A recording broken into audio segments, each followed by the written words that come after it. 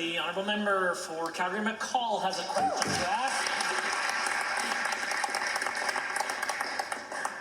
Mr. Speaker, a majority of Albertans already didn't support the UCP's move to a provincial police force.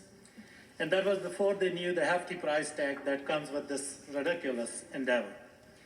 Up to $759 million annually, $200 million in lost federal funding, and $366 million in transition costs. So can the genius over there who thinks wasting $1 billion to create a provincial force no one wants, please stand up and explain themselves to Albertans. The Honourable Minister of Justice and Solicitor General. Thank you, Mr. Speaker. Mr. Speaker, as committed, we've released the PwC report on a transition study on provincial police. But, Mr. Speaker, one thing is clear in that particular report, that if we are to make that particular transition, it would actually be more cost-effective to operate the provincial police compared to what we currently spend on RCMP.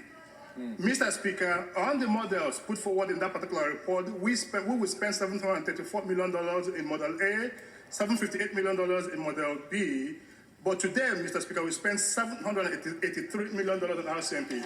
The honourable member for Calgary McCall. Mr. Speaker, the minister is just providing political cover for the Premier. There is so much more to the provincial police force plot. You see, the RCMP is still investigating the Premier's corrupt UCP leadership campaign from 2017. He already removed the election commissioner, who was also investigating numerous allegations of voter fraud. Now the Premier has set his sights on the entire RCMP, anything to save his political skin. Can the minister tell this House whether any member of the UCP cabinet or staff have been questioned by the RCMP in relation to the Premier's leadership campaign? If he doesn't know, will he commit to table that information? Point of order is noted at 2:04. The Minister of Justice. Mr. Speaker, this is the unfortunate thing about the NDP. The member from Calgary McCall can call the police, and within 2 minutes, he will get a response from the Calgary Police Service. Many of our rural citizens can call the police, and sometimes it will take 4 hours for there to be a police response. Mr. Speaker, I am proud to be that Minister of Justice that is looking into the possibility of once and for all helping our rural communities meet the demand of law enforcement. It should not matter wherever you live in this particular province, the level of law enforcement service should be the same whether you live in Edmonton or Calgary or in Grand Prairie. The honourable member.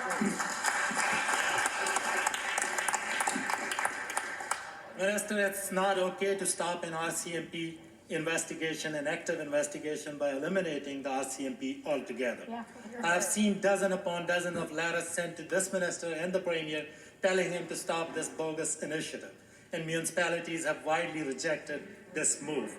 Edson Mayor wrote to the minister and called the whole thing, and I quote, smoke and mirror roadshow. Yeah. What does the minister say to the dissenting municipal leader as the UCP moves to cover its tracks from the past using the power of Premier office and $1 billion of taxpayers' money? Yeah. The Honourable Minister of Justice. Mr. Speaker, it is this same NDP that while they were in office did not even acknowledge that rural crime was a thing in our province. But Mr. Speaker, I am not surprised.